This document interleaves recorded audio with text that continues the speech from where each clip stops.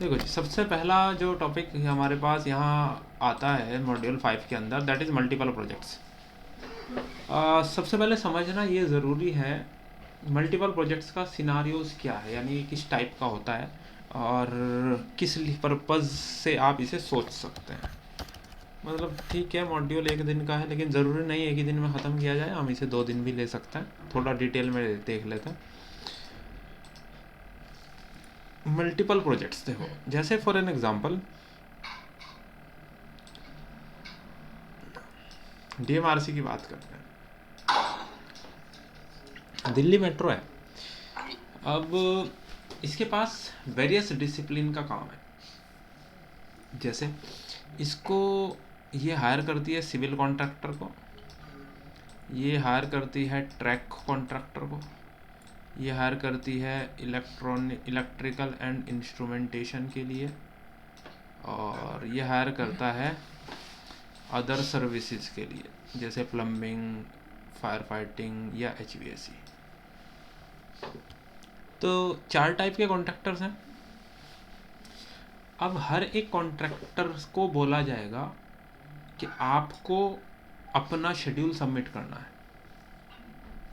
तो यानी कि एक लाइन है, एक्स स्टेशन से वाई स्टेशन के बीच एक लाइन खींचनी है, उसके लिए सिविल का काम सिविल का कॉन्ट्रैक्टर कर रहा है, ट्रैक का काम एक दूसरा कॉन्ट्रैक्टर कर रहा है, इलेक्ट्रिक एंड इंस्ट्रूमेंटेशन अलग कॉन्ट्रैक्टर है, और आपके पास सर्विसेज के लिए एक अलग कॉन्ट्रैक्टर है।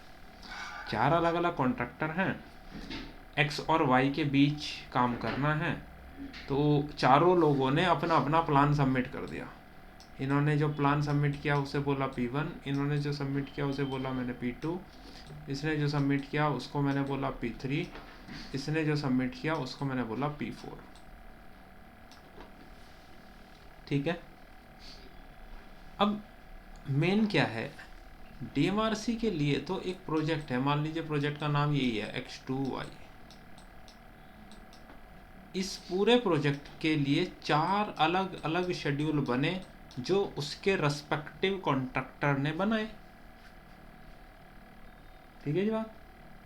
अब मल्टीपल प्रोजेक्ट डीएमआरसी की सेंस में बात करो, डीएमआरसी को तो इन चारों शेड्यूल से मतलब है ना, और उसको पता ही ये चारों एक दूसरे से इंटर रिलेटेड है क्योंकि प्रोजेक्ट तो एक ही है।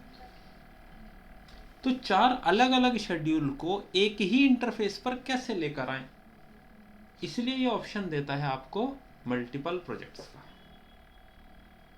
जैसे फॉर एग्जांपल मैंने कोई भी एक शेड्यूल ओपन किया, ये मेरा कोई एक शेड्यूल है, एक शेड्यूल मेरे पास आ गया।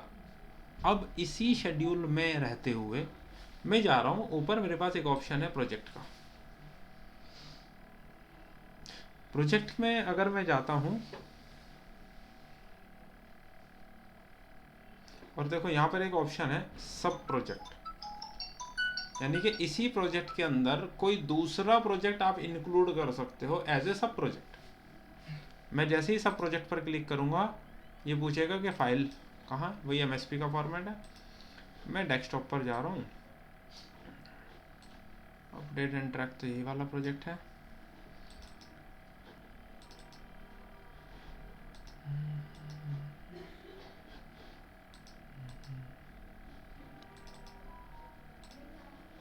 ये प्रोजेक्ट है जी, सिविल प्रोजेक्ट फॉर रिसोर्सेज। मैंने इसे ओपन किया तो यहाँ देखो एक और मेरा प्रोजेक्ट इंक्लूड हो गया, आ गया ना वो पूरा project as it is under. Project तो ये था ना आपके पास, केवल ये अलग से ऐड हुआ है। और ख़ास बात एक और चीज़ देखो, रो की नंबरिंग भी उसी हिसाब से है। 1 का पहला प्रोजेक्ट हो गया सिविल प्रोजेक्ट, और दूसरा प्रोजेक्ट हो गया अपडेट एंड ट्रैक। देख रहे हो, रो की नंबरिंग भी उसी के हिसाब से, क्योंकि ये प्रोजेक्ट मेरा अलग था और ये प्रोजेक्ट मेरा अलग था। अब मैंने एक प्रोजेक्ट के अंदर एज ए सब प्रोजेक्ट दूसरे प्रोजेक्ट को क्या किया, इंक्लूड कर दिया। बात समझ में आई। अब मल्टीपल प्रोजेक्ट्स है ना, ये एक तो नहीं है। अब टर्मिनोलॉजी समझ आई क्या है मल्टीपल प्रोजेक्ट्स, यानी कि एक प्रोजेक्ट के अंदर आप दूसरे प्रोजेक्ट को कंसोलिडेट कर सकते हैं। तो पहले तो मैंने आपको बताया मल्टीपल प्रोजेक्ट का मीनिंग क्या है, क्यों ज़रूरी है, अलग अलग कॉन्ट्रैक्टर्स के जो उन्होंने प्लान दिए सबमिट किया उन सबको एक जगह एग्रीगेट करना, कंसोलिडेट करना, इसके लिए ज़रूरी है। तो और कैसे करना है, एज ए सब प्रोजेक्ट आप एक शेड्यूल के अंदर उनको इंटीग्रेट कर सकते हो। ये लिमिट नहीं है, आप एक के अंदर 10 अलग अलग सब प्रोजेक्ट भी ऐड कर सकते हैं, क्योंकि वो एज ए WBS ऐड कर देता है पूरा उठा करके। लेकिन जैसे मैंने दिखाया आपको, रोज सब अलग अलग है, उसी के अकॉर्डिंग आ रहा है। कोई दिक्कत यहाँ तक? अब बात ये आती है, सर मेरे पास कुछ प्रोजेक्ट्स हैं, जैसे अभी करंटली 2 प्रोजेक्ट हैं। जब मैं रिसोर्स पेज पर जाता हूँ और यहाँ से रिसोर्स शीट ओपन करता हूँ,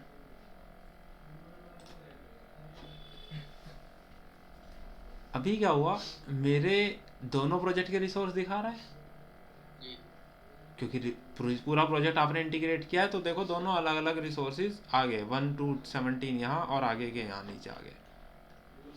किसी भी रिसोर्स पे आप सेलेक्ट करो, सेलेक्ट करके आप ऊपर की तरफ उसकी इन्फॉर्मेशन पे क्लिक कर सकते हो। ये उसके बारे में जनरल इन्फॉर्मेशन है, उसका initial type of work and all, cost है, नोट्स हैं, ये सब इन्फॉर्मेशन पड़ी है। अगर और डिटेल पे जाओ, अच्छा इसे बंद कर दो। एक ऊपर ऑप्शन आता है ऐड रिसोर्स, वही आपको पता है कैसे कैसे ऐड करना है रिसोर्स, वो नॉर्मली है। यहाँ एक ऑप्शन है रिसोर्स पूल का, शेयर रिसोर्सेज। आप बोलना चाह रहे हो कि सर आपको प्रोजेक्ट रिसोर्स इंक्लूड करना है, कौन से, सिविल प्रोजेक्ट फॉर रिसोर्सेज। आपने एक प्रोजेक्ट इंक्लूड किया ना इसके अंदर, अभी सब प्रोजेक्ट, आपने उसको बोला कि उसके रिसोर्सेज हम यूज करना चाहते हैं, किसके लिए, अपडेट एंड ऑल। जो दूसरा प्रोजेक्ट खुला हुआ है ना, अपडेट एंड ट्रैक, ये तो वो प्रोजेक्ट था जो पहले से ओपन था। आपने उसके अंदर सब project, civil project for resources, ये वाला दूसरा प्रोजेक्ट था जो आपने इस प्रोजेक्ट में अपडेट एंड ट्रैक में इंक्लूड किया एज ए सब प्रोजेक्ट। तो अब हम चाहते हैं उसके जितने भी रिसोर्सेज हैं उनको आप यूज कर सकते हो अपने करंट प्रोजेक्ट के अंदर भी, या केवल करंट के रिसोर्स यूज करना है। अच्छा, ऑन कॉन्फ्लिक्ट विद कैलेंडर और रिसोर्स इन्फॉर्मेशन क्या होगा। ऑन कॉन्फ्लिक्ट का मतलब यह है कि अगर कहीं पर ओवर एलोकेशन हो जाए तो सर तो वेंडर दोनों अलग अलग है ना, तो उसमें उसके रिसोर्स कैसे यूज कर भाई सकते ये तो ऑप्शन दे रहा है आपको, आपको यूज करना है या नहीं करना आप मत करिए, आप सिंपल रहने दीजिए ना। लेकिन अगर करना चाहते हैं तो ये ऑप्शन और वाइड कर रहा है आपको, चॉइस तो आपके ऊपर है ना। नहीं करना है तो फिर पूल रिसोर्स की जरूरत ही नहीं है। करना है तो उसके लिए क्या ऑप्शन है वो सीख रहे हैं हम लोग। अगर करना चाहते हैं तो आप यूज रिसोर्सेज पर क्लिक करेंगे, यहाँ पर उसने सब प्रोजेक्ट जो आपने इंक्लूड किया इसके अंदर वो आ रहा है ऑप्शन। अब नीचे क्या आ रहा है, ऑन कॉन्फ्लिक्ट, यानी कि अगर कोई कॉन्फ्लिक्ट होता है उसका तो क्या किया जाए, पूल प्रेसिडेंस की जगह पर आए, यानी कि वहां पर कोई करंट प्रोजेक्ट का रिसोर्स है उसकी जगह पूल वाला अपनी जगह ले ले, या शेयरर को मिलनी है, यानी कि जो शेयर करके आप एलोकेट कर रहे हो। ये इन्फॉर्मेशन ले रहा है कौन सा प्रीफरेंस देगा, मिलेगा उसको पहले वाले के कंपैरिजन में, वो आप चूज कर सकते हैं। पूल बना रहे हैं तो हम यही बोल रहे हैं भैया पूल को ही प्रीफरेंस मिले, आपने इसे ओके कर दिया। The resource is assigned outside the original dates and all. अब दूसरी प्रॉब्लम ये आ रही है कि उन पहले वाले का कैलेंडर, रिसोर्सिस के कैलेंडर अलग हैं, और जो एज ए सब प्रोजेक्ट इंक्लूड किया है हमने उसके प्रोजेक्ट के जो रिसोर्सिस के आपका कैलेंडर है वो डिफरेंट है, दोनों में वेरिएशन है। अब उस वो तो प्रॉब्लम आएगी। अभी जैसे आपने ओके किया, इसने क्या किया, अब सबको सब में सेम ही नज़र आ रहा है आपको मेजरली, लेकिन नंबरिंग देखो, अब 1 से स्टार्ट होकर के आगे बढ़ते बढ़ते नंबरिंग 34 तक चली गई। अब नंबरिंग अलग अलग तो नहीं दिख रही आपको, क्यों, क्योंकि अब ये पूल बन गया, यानी कि एक कॉमन बन गया अब दोनों प्रोजेक्ट के लिए आप यूज कर रहे हो, जिसको किसी को भी कहीं पर भी असाइन किया जा सकता है, ये पूल में कन्वर्ट हो गया। अब इसका एग्जाम्पल क्या है समझने के लिए, जैसे मैं अभी आपको एग्जाम्पल दे रहा था ये, अब आपके माइंड में जैसे अभी प्रिंस आपने बोला कि सर सारे कॉन्ट्रैक्टर अलग अलग हैं, सबकी मैन पावर अलग अलग होती है, रिसोर्सेज, तो हम उसको क्यों करेंगे? ठीक है, आपकी बात कहीं ना कहीं समझ में आती है। अब अगर हम बात करें यहाँ पर, रिसोर्स शेयरिंग हो गया, रिसोर्स पूल आपने क्रिएट कर दिया और आपने प्रोजेक्ट्स के लिए रिसोर्स को शेयर कर दिया, अब आप असाइन कर सकते हो। यानी कि इससे दूसरी कैलेंडर वाली प्रॉब्लम कैसे रिजॉल्व होती है? जैसे डीएमआरसी है, जब डीएमआरसी इन लोगों के साथ इनको टेंडर एलोकेट करता है और इनसे बोलता है कि आपको अपने प्लान सबमिट करना है, शेड्यूल सबमिट करना है, तो डीएमआरसी ने अपने कुछ standard rules and regulations define कर रखे हैं कि आपको इन रूल्स एंड रेगुलेशंस को फॉलो करना है अपने शेड्यूल क्रिएट करने के लिए। उसमें एक रूल है कैलेंडर का।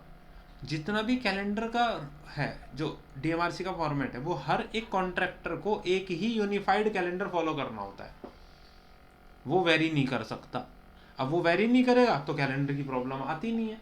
ये सबसे बड़ा रीज़न है उसको सेम करने का। और ये चीज़ मैं आपको बताता हूँ। वक्त यूनिफाइड कैलेंडर को ही फॉलो करना पड़ेगा। लॉजिक कुछ समझ में आया? आगे तो अब असाइन करना है, असाइन करना आपसे आता है। किसी भी एक्टिविटी में कौन सा रिसोर्स आप असाइन करना चाहते हो, अब आप आराम से वो तो कर सकते हो, रिसोर्सेज को असाइन सिंपली डिटेल पे जाकर। ठीक है, इसके अलावा हमारे पास एक टूल यहाँ क्या होता है, कंपेयर प्रोजेक्ट, यानी कि दो प्रोजेक्ट को आपस में कंपेयर करना। मैंने for example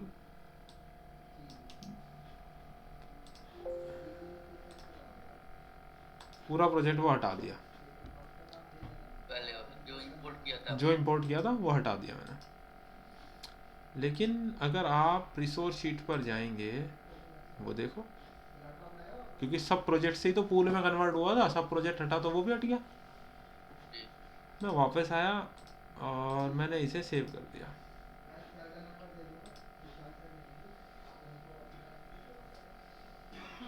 now view tab tables, इसे वापस ले आते हैं एंट्री वाली टेबल पर, वही अपना ड्यूरेशन स्टार्ट एंड ऑल। इसको वापस करके मैं कर देता हूँ 0, इसे 0। प्रोजेक्ट मेरा 20 जनवरी 2025 को शुरू हो रहा था।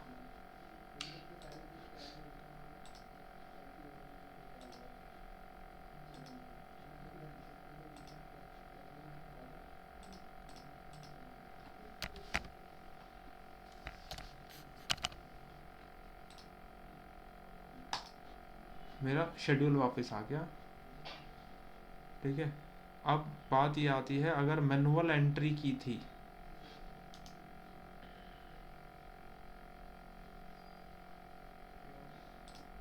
बेसलाइन हटा दी, सेट बेसलाइन में जाकर क्लियर बेसलाइन, पूरे प्रोजेक्ट की बेसलाइन हटा दी। व्यू कहाँ पे टैब, होता क्लियर बेसलाइन, एक बार और।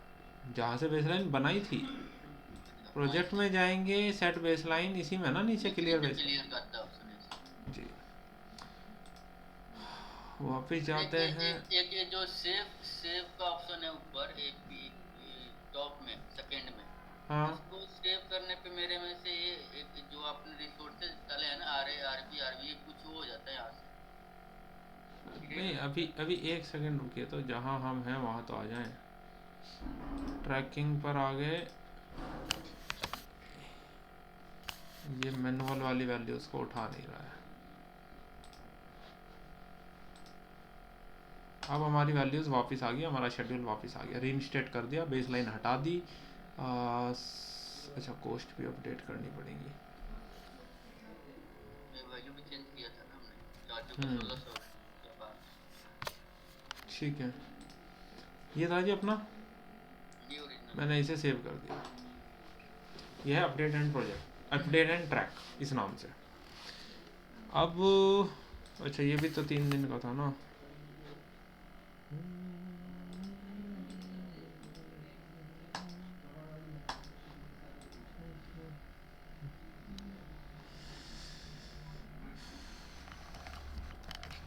चलो अभी आप इसे रहना दो, इसको पहले सेव कर देते हैं।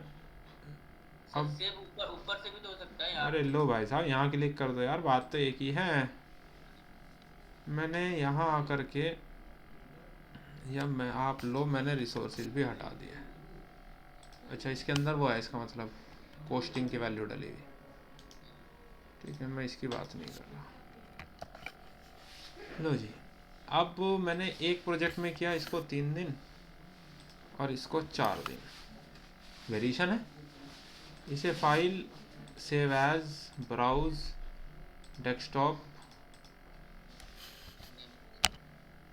2, इसे सेव कर दिया।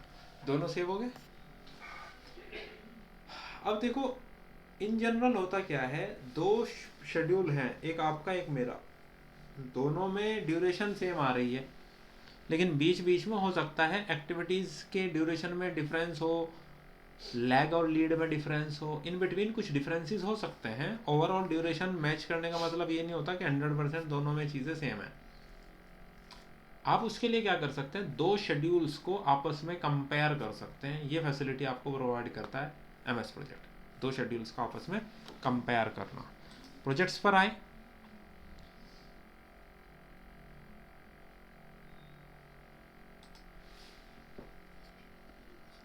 रिपोर्ट वाले ऑप्शन पर आ जाओ। रिपोर्ट के ऑप्शन में देखो, यहाँ पर ऑप्शन दे रखा है कंपेयर प्रोजेक्ट्स। अभी आपने ओपन कर रखा है अपडेट एंड ट्रैक 2, ये वाला प्रोजेक्ट आपका ओपन है। आपको इसे कंपेयर करना है, ब्राउज किसके साथ, इस प्रोजेक्ट के साथ। सेलेक्ट हो गया। हमने बोला कोई अदर फाइल आप ओपन मत करना। Entry and entry, task table में रिसोर्स टेबल भी चेक करनी है, मैंने बोला नहीं, केवल टास्क वाला। ओके,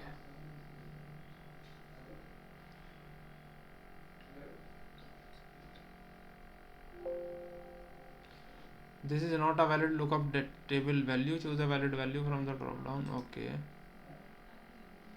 ऑटो शेड्यूल तो हैं दोनों केस में, जी। ठीक है। अपडेट एंड ट्रैक 2 में खाली ई क्यों दिखा रहा है।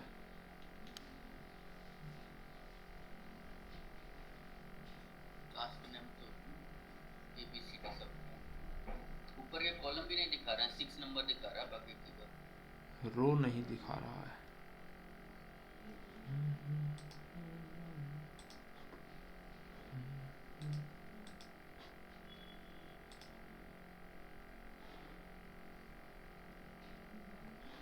यहाँ तो दिखा रहा है ठीक ठाक डिफरेंसेस, उन वैल्यूज में नहीं दिखा रहा है।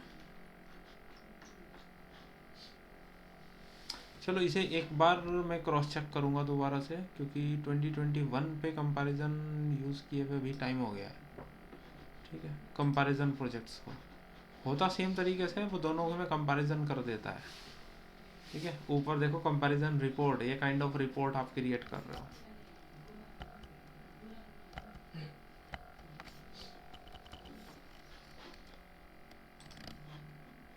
ये और ये ऑर्गेनाइजर, ऑर्गेनाइजर हमने यूज़ भी किया था अगर आपको याद है तो।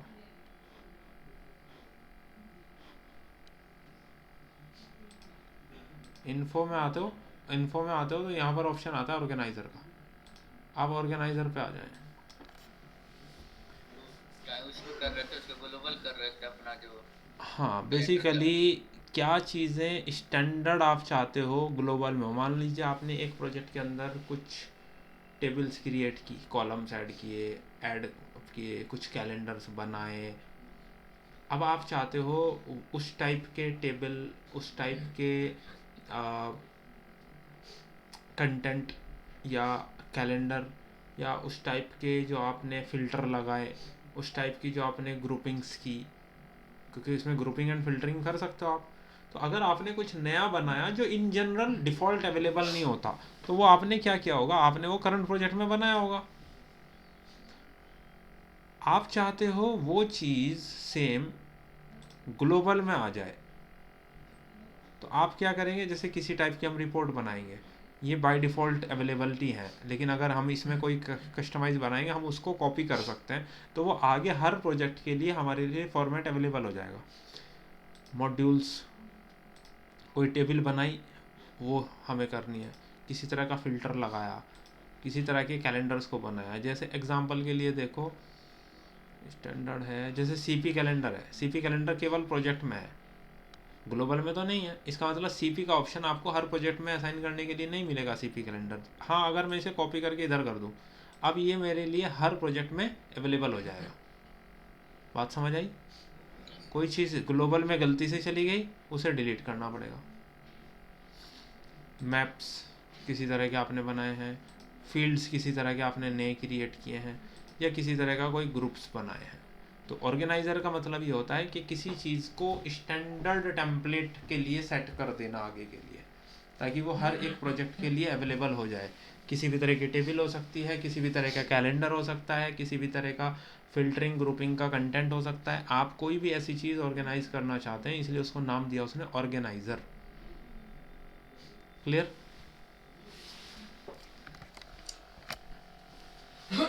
ठीक है फ्रेंड्स, इसमें से हमने सीखा था ना कैसे प्रोजेक्ट कैलेंडर को ग्लोबल कैलेंडर में चेंज करते हैं, वो चीज़ वो हमने ऑर्गेनाइजर से किया था। तो इसमें हम लोग डिस्कस करेंगे दोबारा से कंपेयर प्रोजेक्ट को केवल। ओके, नेक्स्ट आपके पास आता है customising and formatting. Customising and formatting में क्या है, कोई कस्टम फील्ड क्रिएट करना। जैसे आप जब किसी भी टेबल में कोई भी ऑप्शन ऐड कर रहे थे, जैसे आपने प्रोजेक्ट खोला, आपने प्रोजेक्ट खोलने के बाद आप यहाँ ऑप्शन आता है ना, ऐड अ न्यू कॉलम, आप यहाँ टाइप करते चले जाते हो, कॉलम आ जाता है।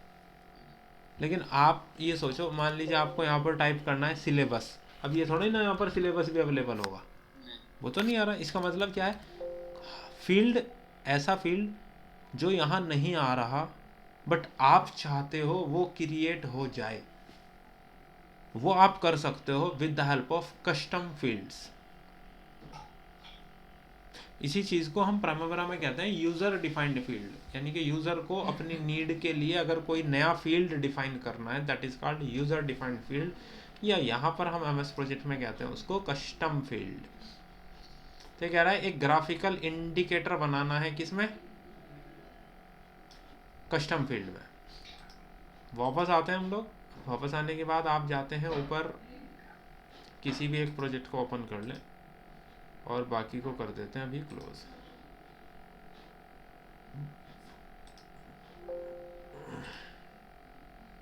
ओके, नाउ कस्टम फील्ड, अगर हम व्यू टैब पर जाएंगे,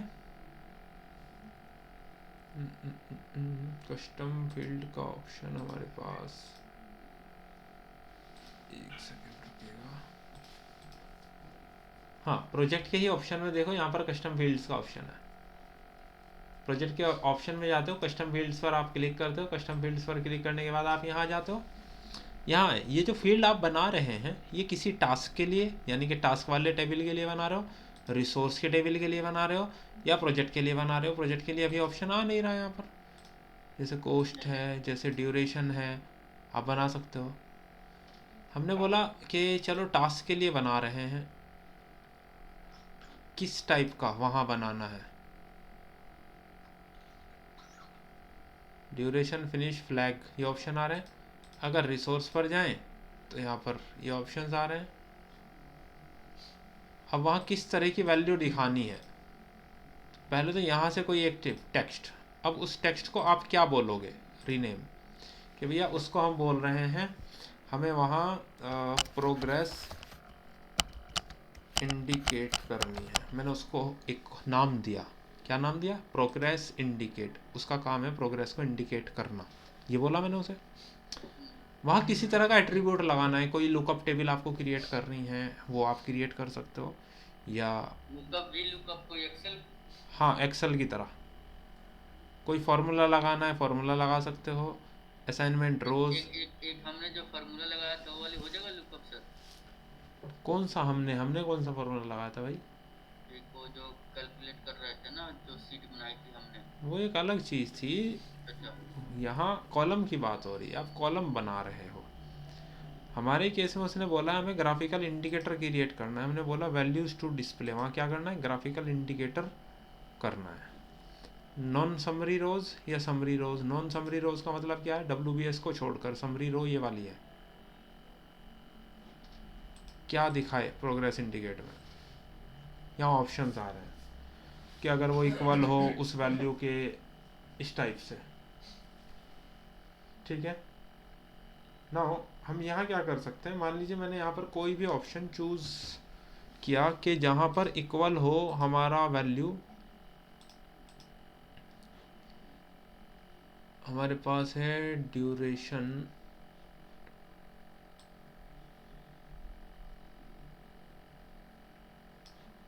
अगर हमारे पास ड्यूरेशन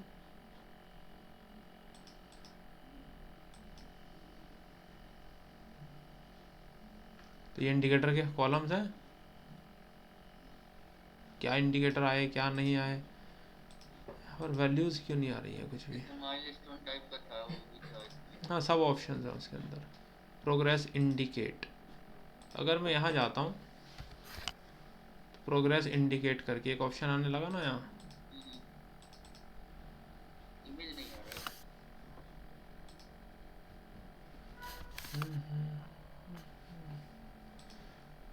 कोई स्पेसिफिक कंडीशन जो हम बनाने की है, सेट वाला नहीं आ रहा। हाँ उसको देख लेंगे, कुछ स्पेसिफिक टाइप का पैरामीटर वहाँ डिफाइन करना पड़ेगा, उसके लिए बात अलग से कर लेंगे। तो आप कोई भी डिफरेंट टाइप का कॉलम जो बाय डिफ़ॉल्ट आपके पास अवेलेबल नहीं होता, अगर आपको बनाना है क्रिएट करना है तो आप कर सकते हैं with the help of custom fields. कोई भी कस्टम फील्ड बना सकते हो। इस केस में कस्टम फील्ड्स के लिए अब ग्राफिकल इंडिकेटर नहीं बन रहा है तो अगेन इसको हम मार्क कर लेते हैं, इसकी बात करेंगे। दूसरी बात आ जाती है फॉर्मेटिंग को लेकर। फॉर्मेटिंग में स्पेशली जो होता है गैंट चार्ट को फॉर्मेट करना, ये ऑप्शंस।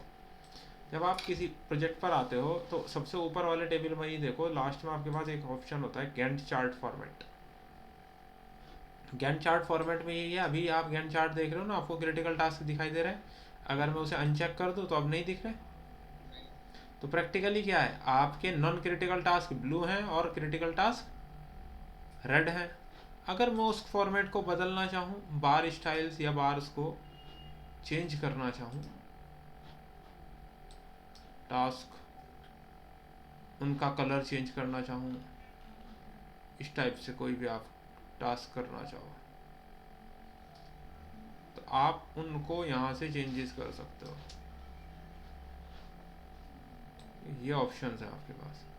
या मैनुअल प्रोग्रेस दिखाना, और duration only, task dependency, actual task, ये सारे ऑप्शंस आपके पास आ रहे हैं। कहाँ कहाँ क्या क्या वैल्यू दिखाएगा यार। या कलर कोडिंग देखो, ऊपर के अकॉर्डिंग देख रहे हो आप, कलर कोडिंग्स बदल रही हैं। आउटलाइन नंबर देख रहे हो। आपके टास्क नेम पे ध्यान देना, टास्क नेम के साथ साथ क्या होता है, उन पे WBS के कोड आ जाते हैं साथ में। प्रोजेक्ट समरी टास्क डिफ़ॉल्ट 0 रो आ गई ना, अभी तक 0 रो तो नहीं करके आती थी कुछ भी, तो वो सबसे ऊपर दिखाता रहेगा प्रोजेक्ट समरी टास्क, ठीक है।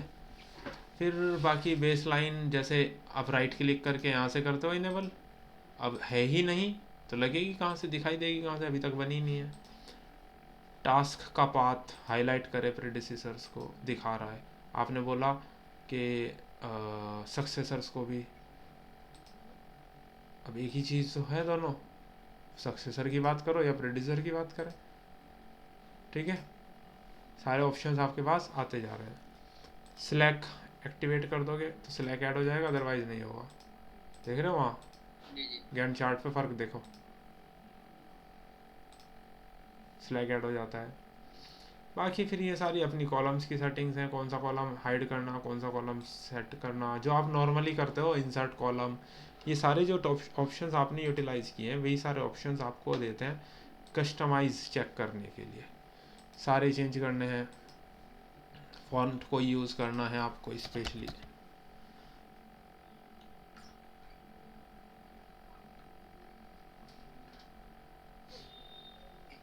सर इसमें जो प्रोसीजर है इसको मैं जो आपने लिखा ना 2 3 4 5 इसको सेंटर में करना हो एक्सेल की तरह ये सब होता है इसमें। सेंटर में करना हो, फील्ड सेटिंग्स, ये ना align title align data. Title का मतलब जो प्रीडिसेसर लिखा हुआ है उसे सेंटर करना है केवल, तो केवल वो हो गया। लेकिन आप चाहते हो नीचे जो 2 3 लिखा है वो भी हो जाए, तो फिर से राइट क्लिक करके चलो आप फील्ड सेटिंग्स और नीचे से इसे भी सेंटर कर दो, लो जी हो गया। सारे में ऐसे ही लग जाएगा राइट क्लिक करके। हाँ जी, राइट क्लिक करके अलाइनमेंट। तो बेसिकली ये छोटी चीज़ें हैं जो आप सेटअप समझते हो। सबसे ऊपर जो आ रहा है ये आपकी टाइमलाइन कहलाती है। अब अगर टाइमलाइन नहीं चाहिए तो आप ऊपर से अनचेक कर दोगे टाइमलाइन। जैसे यहाँ से डिटेल चाहिए तो इनेबल हो जाएगी, डिटेल हटा दोगे तो डिसेबल हो जाएगा। और चल टाइम लाइन में जैसे उसमें आता है हेडर में कुछ लिखना हो तो ऊपर लिख सकते हैं, जैसे प्रोजेक्ट का नाम ही लिख दिए जो इंपोर्ट हो तो पूरे पेजेस में आए। नहीं, आप टास्क को सेलेक्ट करो। अभी बेसिकली टास्क को जब राइट क्लिक करते हो नीचे आके देखो ये दिख रहा है एक ऑप्शन। जब आप क्लिक करोगे तो देखो ऊपर टाइमलाइन में ए ऐड हो गया। फिर मैंने बाकियों को भी सेलेक्ट किया, राइट क्लिक करके ऐड कर दिया। अब देखो ऊपर टाइमलाइन में दिखने लगे सारे। तो डिपेंड करेगा आप क्या देखना चाह रहे हो।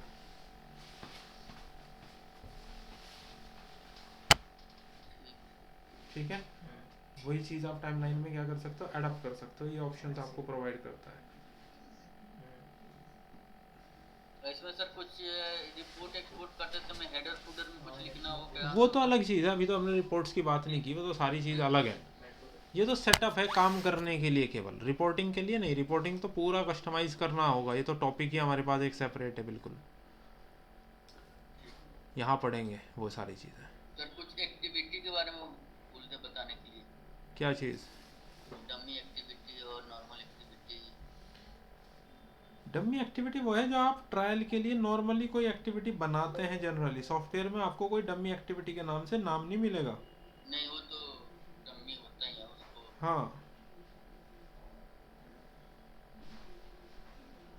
ठीक है, बाकी सिंपली बात यही है कि कोई भी आप लॉजिकल रिलेशन बनाने के लिए, क्लोज करने के लिए जो एक्टिविटी बनाते हो जी उसका लॉजिक पूरा करने के लिए, जिससे आपके प्रोग्राम में सारी डिपेंडेंसी नज़र आए दो एक्टिविटीज़ के बीच, तो उसी का ट्रिक होता है कोई बनाने उन्हें का। हम डमी एक्टिविटी बोल देते हैं बेसिकली।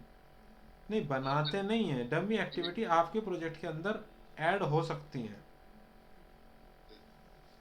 तो टेल हेड से बनाते हैं ना, उसमें टेल हेड हाँ स्टाइल हेड हाँ से हाँ, टेल। यहाँ बनाने की ज़रूरत नहीं पड़ती डमी एक्टिविटी नॉर्मली। वो बेसिकली पर्ट मेथड था, है ना। हम लोग यूज़ करते हैं यहाँ पे सीपीएम मेथड।